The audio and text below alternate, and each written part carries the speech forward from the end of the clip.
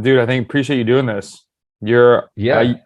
your podcast gets referenced often by myself, but other people. And so I was like, man, I gotta see if he'll just sit down and chat and something maybe I got a few questions, but something more just like casual. I think a lot of athletes similar to what we talked to before, just like, so what's this guy doing over in Spain? Like you've had some crazy results and we see you on TV and it's awesome, man. Just want to sort of check in and appreciate you sitting down to do this.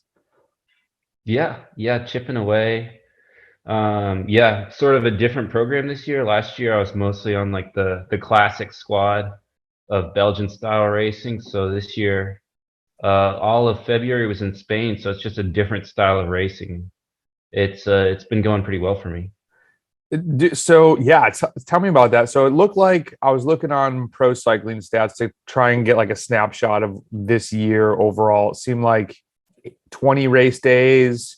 You had the huge result in Ruta del Sol. You want to talk about that a little bit?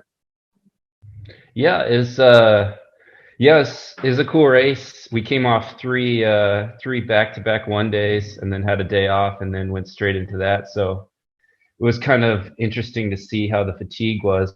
But yeah, it was just one of those days where we kind of knew there was the potential for the GC teams to roll the dice with how much climbing was coming.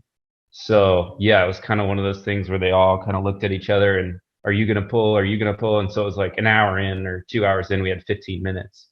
And so I was like, okay, this is gonna work. Um, so then it was trying to put into practice all the stuff we talk about of aero, carbs, just kind of saving energy. And then at the end there was like quite a sizable climb into the final.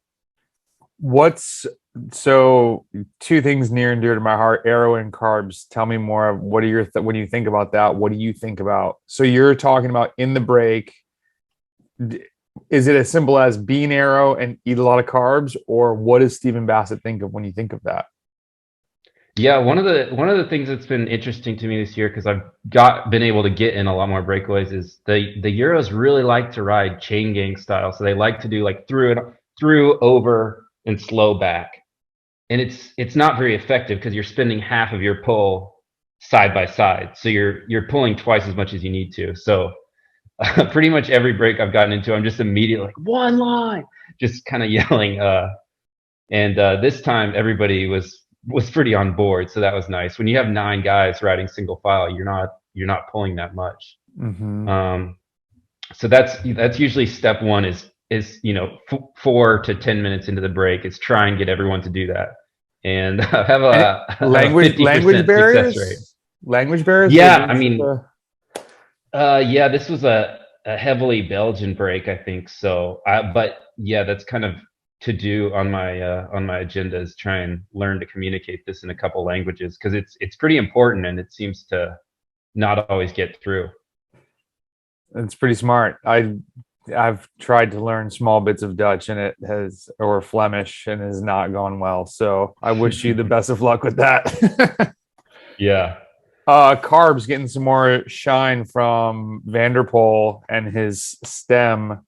You are on the 120 gang per hour. Is that correct? Yeah. Yeah, and then I think that day probably 150 until the last hour, just because you kind of knew that you had to bank it a little bit, and especially just with so many races back to back, it's just some of it is trying to maximize performance on the day, and some of it's trying to minimize the hole for later. So I'm probably more on the 100 grams an hour, just across the board, almost any ride, and then Mhm. 120 to 150 in the more heated race situations at this point. So with that race being in like mid-February, and you're when you're mentioning like you had a bunch of one days, a rest day, and so the fatigue management was a big piece to that. Are you guys doing anything maybe in training camps, in January to specifically think forward of like, hey, we got this block. There's gonna, it's gonna be day 5 and we're still gonna go race, but it's just gonna be the start of this stage race. Like, does fatigue management come into the training preparation at all months before, or is it so early in the year that it's like, we can't do too much because we don't want to be too fit too soon, if I'm saying that all correctly. Yeah. Yeah. So I think we tried to, with me and my coach, we tried to take a more macro view of the situation, and basically just didn't want to go in overcooked on having done a million intervals. So Yeah. I mean, the whole 3 months leading into it, I tried to, as much as possible, like back off the structure, and still a couple days a week, I was still doing my normal stuff. But in general, I tried to make it a lot more rides where I was just riding around, just zone two, no structure. And I think that, physically gave me somewhere to go up once I started racing. I wasn't already kind of maxing out. And then it also just kept me mentally fresher. And so, yeah, just generally the big thing I thought was I need more volume and less structure leading Mm. into the season. Do you know off the top of your, so did you ride more, do you think, in like December, January, February than previously? Yeah, I don't know the exact numbers, but yeah, probably, maybe 10 hours a month more, 15 Cool. hours a month more, That's just general riding. And then I also, my numbers are always a bit low because I don't really do rest day rides. mhm. So, but What yeah, do you, more volume in general. so you doing just full day off the bike? Yeah, and in Europe and at races, I'll do a rest day ride if that's what the team's doing. But if I'm left to my own devices, I don't really. I think it's better just mentally. It refreshes me, and then also with so many gooch issues over the years, it's just something I started doing. I think Dude, it's important to yeah, rest the paint in yes. between. Yes, we have a very casual podcast I do with my buddy Josh, and Dad's actually like, "Can I?" Screw it, I'm just gonna say it. And I was like, "Man, that getting a break is amazing. Like, if I get off the bike on Sunday, and you know, you get off and you're like, man, it's one of those days where you can't wait to get out of your bib shorts. And then I get to Monday morning, I'm like, yeah, I'm kind of banged up down there.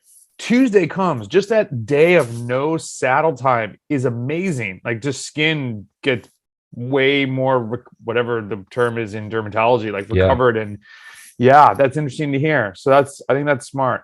I think it's great. I'm not a big recovery day guy.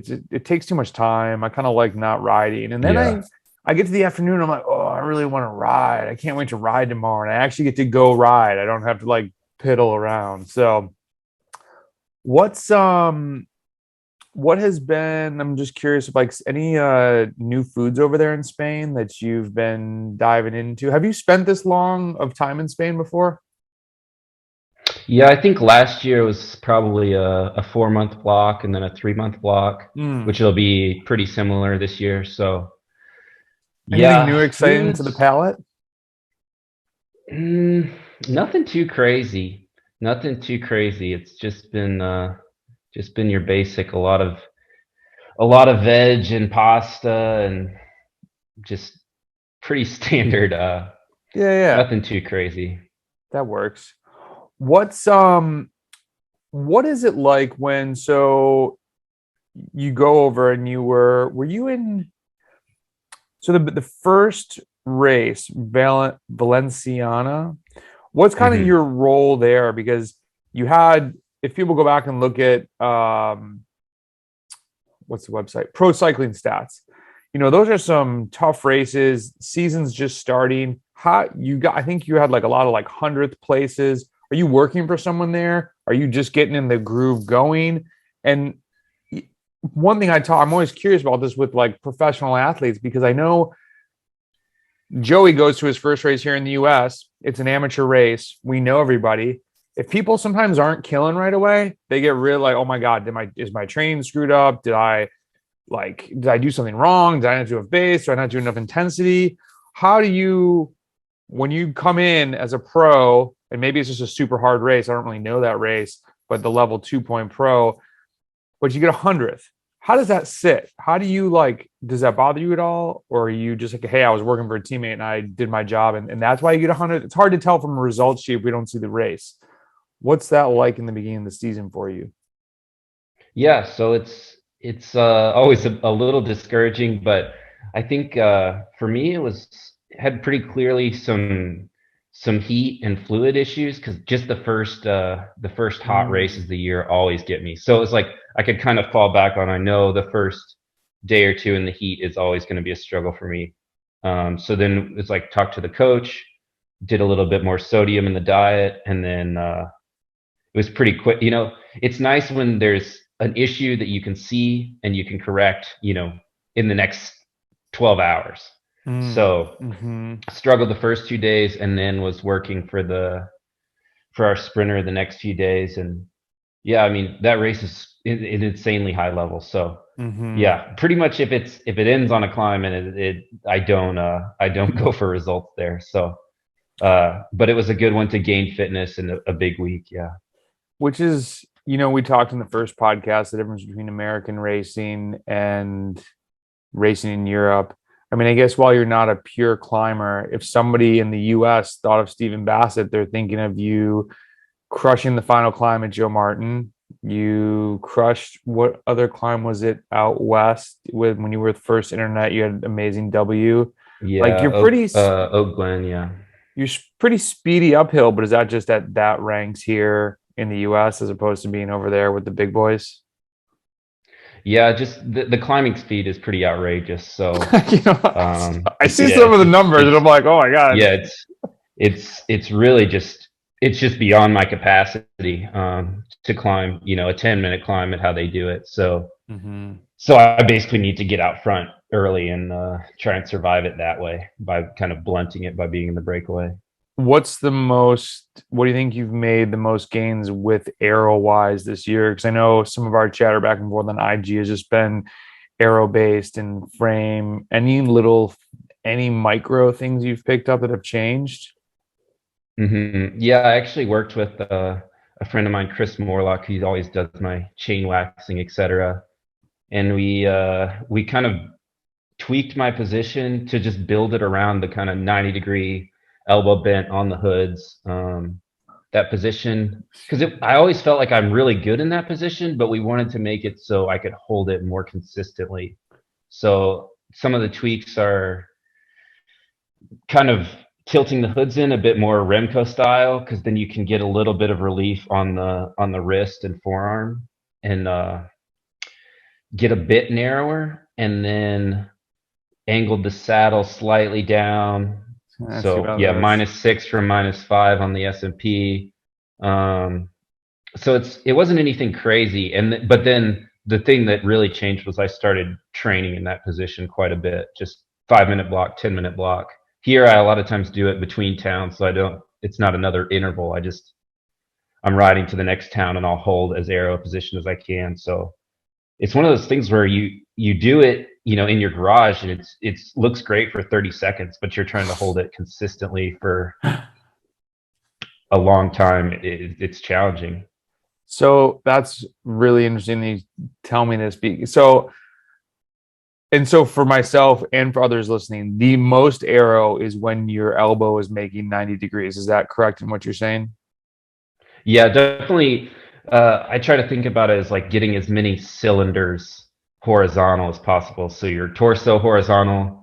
For me, my feet, I like to eliminate my ankle from the pedaling as much as possible. So my foot pretty much stays at the same angle as much as possible, pointed into the wind. Not that your foot's aerodynamics, but physiologically, I think that's more effective. And then, yeah, you're trying to get your forearm. I mean, you don't want the wind to hit it this way. You want it to hit it this way. So, And that's right. So I'm off the Venge now. I'm on a BMC and Venge aero bike, BMC one, not technically aero bike, but the way I sit on it, I'm much more 90 degrees because I ended up putting a spacer on. I've been having some back issues towards the end of the year, and it actually my hip flexor. And I think I was just overextended on the Venge. And an old friend commented, well, now your arms are actually in like the most aero position.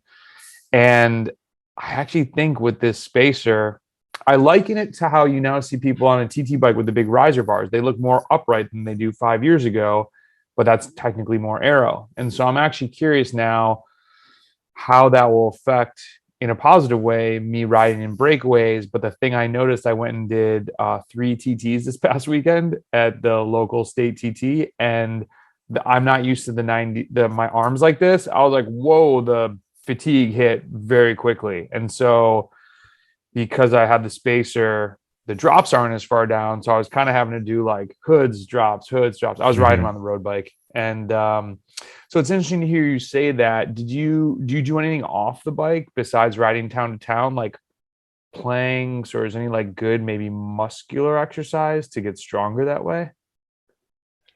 Um, Because I guess it would be, I mean, it is, I'm trying to think of what felt fatigued more. If it was more yeah, like my yeah, it's forearm or kind of my your tricep. bicep, like, yeah. Yeah. I do the rower quite a bit, which I think is approximately right, but I don't know exactly. So are No, you rowing? I Are you think you doing just this in have to do it on Spain? the bike a lot. Are you doing that in Spain too? No, no, I cut the rower out in Spain, but at home, yeah, twice a week, 20 Okay. minutes. Rowing twice a week. Okay. I'm putting that in the notes here. Tell us about this. So the SMP one, people are going to hear you say 1 degree. Do you think 1 degree made that much of a difference for you? And was that in how you can obviously sit on it, but how did that affect the aeroness, do you think? Like 1 degree seems very small, but obviously small changes on a bike can make huge effect.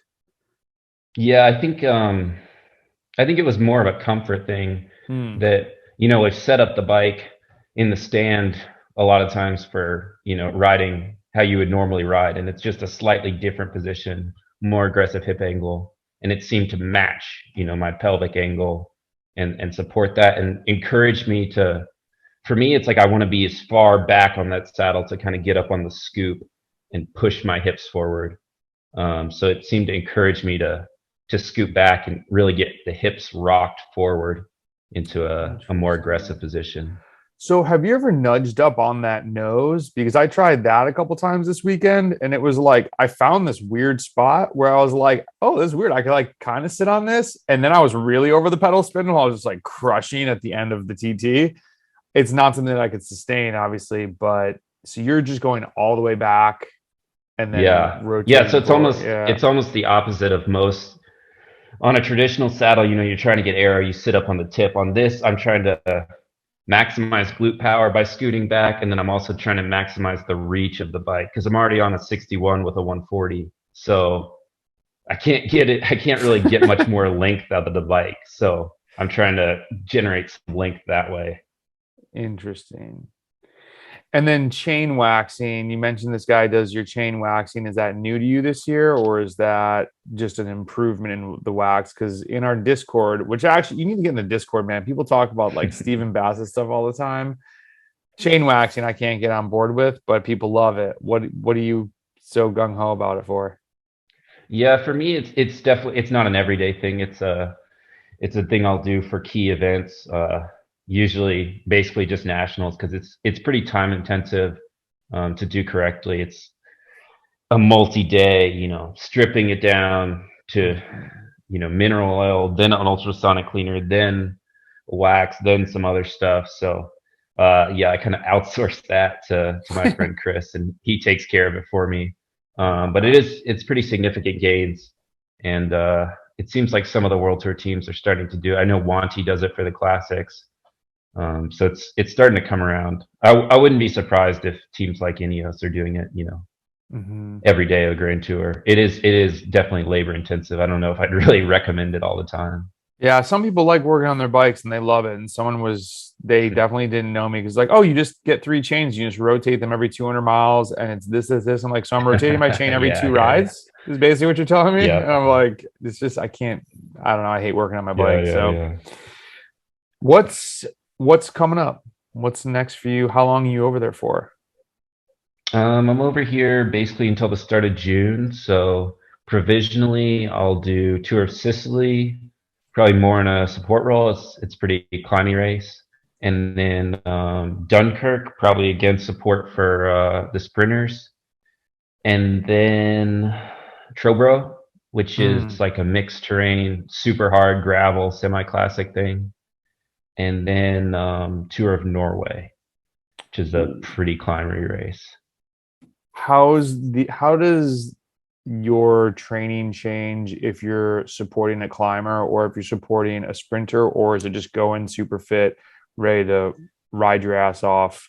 Obviously different at different points in the race, but does that change anything mentally for you or like perspective wise? Yeah, not a whole lot. It's it's um it's always funny to me when you see like these the leaders on maybe like a French World Tour team, and they've got like a handwritten schedule of their whole year. But we don't really work that far out. So you might have, 3 or 4 weeks to know your schedule in advance. So just being generally fit, and then, with kind of my goals of being always ready to go on a breakaway, and hopefully we find another one that sticks. Just being generally prepared is kind of the thing. I don't do anything it's not like I see the race profile. I'm like, okay, I'm going to go do 4 15-minute climbs because that's what the race has. Yeah. It's more just general. There's not enough time to get too crazy. No, I think that, and I think even, and I can't remember if we were talking about this, but I think, okay, if you're an amateur listening to this and it's like, they're like, well, I have nationals, we'll just say nationals is going to be in Virginia this year. I'm excited to see what the course is going to be like. Cat 1 nationals. But, there might be, as you're saying, a 15-minute climb. But what if people start attacking 10 minutes from the climb? And what if, people don't go super hard over the climb? You're not going to go hard over the climb by yourself. Like it's a bike race. You don't really know what's going to happen. You have to be fit for a lot of different things. And I think specificity for an event to some extent, but the event can be very surprising, and you just need to be generally kind of good at everything if you want to actually win. So I think it's great to hear you say that, because I don't know, I think specificity sometimes gets overhyped, and it's like, well, how are you going to be specific if you don't know what's really going to happen? So then nationals here must be a big target for you when you get back. Mm-hmm. Yeah, for sure. And how long will you be in the US for? Does that just kind of play it by ear as you're saying, you might have like 3 weeks notice and I'll figure out what the schedule is from there? No, we kind of traditionally have a bit of a break in racing. So basically I come home, have 3 or 4 weeks, race nationals, have another probably 3 weeks at home. I'll take a full week reset and then build up a little bit and then back at it. Well, so do you know what back at it will be? Will you guys be back in Europe? Yeah. That's that's pretty much as I know. It's back in Europe. It's from my shoes. I'm like, well, that sounds amazing. Like it's who knows what the surprise will be, but it'll be big races. It'll be insane competition. Can you strike fear in any of us back here of any like Cat 1 Pro Conti races that are going to be around that you might be showing your face at, like Carter County again, or I think there's the potential to do the Carter City, Omnium, Roan Grown, hopefully, just depending on how I come off of Norway, if I'm cracked a little bit and need a bit of a break. But hopefully I'll do that. We'll just see.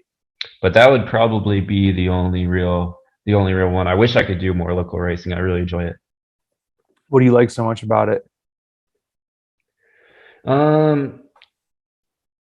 I just like racing bikes, Yeah.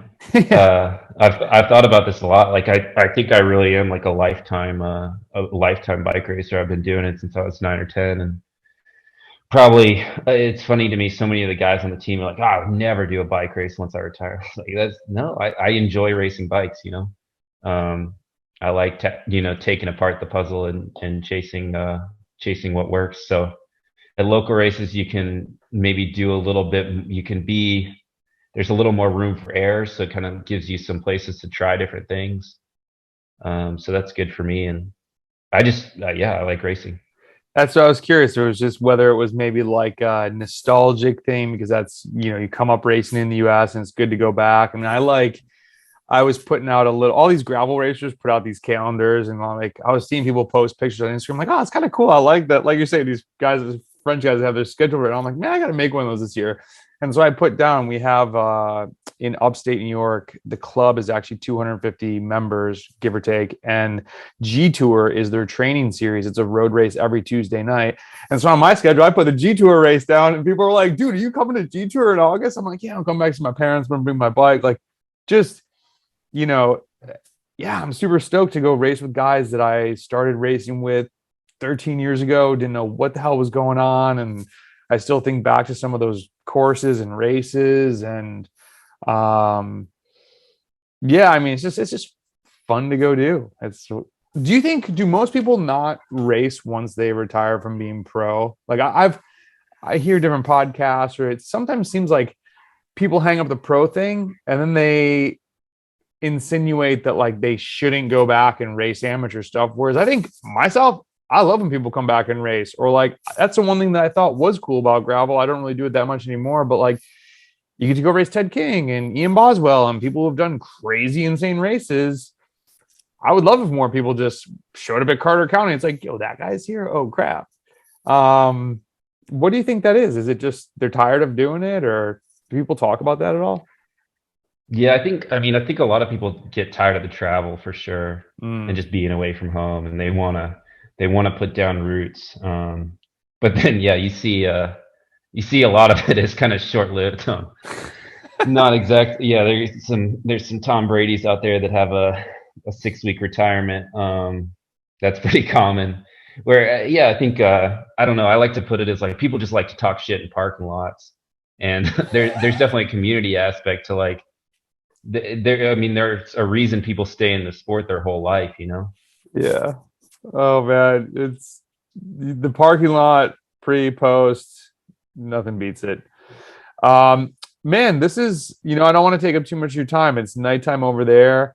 I appreciate you checking in. Any other things to share with the folks that you've been thinking about in cycling, or challenges that you've been encountering over there, or any last parting words? Yeah, one of the things I've been trying to focus on is like I think I go quickly to galaxy brain with my training. I try, I want to do this, and this. And so one of the things that I've really tried to focus on is like, okay, we're going to pick 3 things that we're working on. This year it was more volume, mountain biking, and aerodynamics. So that's a much more achievable scope when you're trying to pick things. And cycling is so big that you can spiderweb out in all these directions. But it's like if you're spending, one day every 3 months on your TT bike, that's not enough to get you better at TTs. So it's like you kind of got to pick where to focus your effort and then actually put enough effort into a specific area to see the improvements, which I think is pretty important for any level. What do you think when you say galaxy brain, then would it have been, okay, I gotta do, so you're doing mountain bike for like bike handling skills, or what was the goal of that one? Yeah, bike handling. I actually think it's pretty important just for the the ability to stay in race mindset is a I mean, it's not a perfect simulation, but I mean I can ride a road bike for 5 hours and not pay attention for 4 hours and 55 minutes of it. Where I think that was one of my goals, was to be able to stay focused for several hours straight.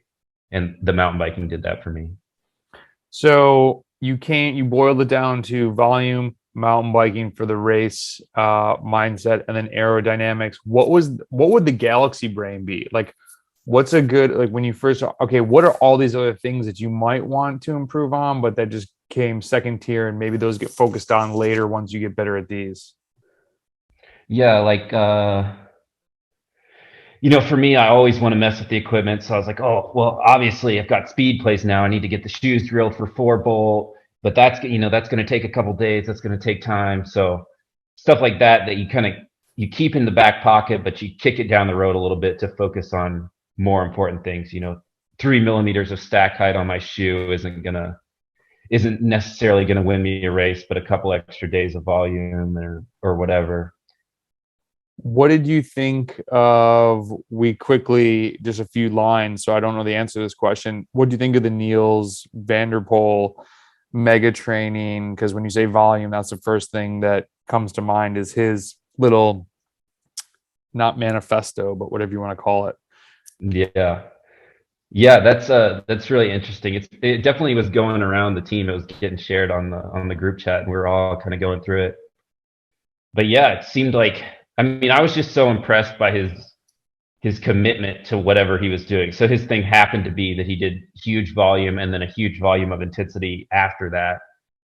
But yeah, I think we were talking about, like, I'm just as impressed by Ashton Lambie doing this like tiny volume, huge intensity training block where he's doing it on the smart trainer, so he doesn't even have to wind up to speed. He can just throw it in erg mode at 500 watts and he doesn't have the wind up.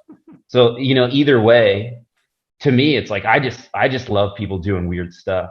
I love the Graham Obry approach. So I think in road cycling, it's less of an option to be that focused on certain things because yeah, Niels van der Poel. It's I was looking at the specifics of the event. It's like a 10-minute ish event. So yeah, if you wanted to train to produce maximum power for 10 minutes, your training would be quite a bit different than what you would do to be a good bike racer.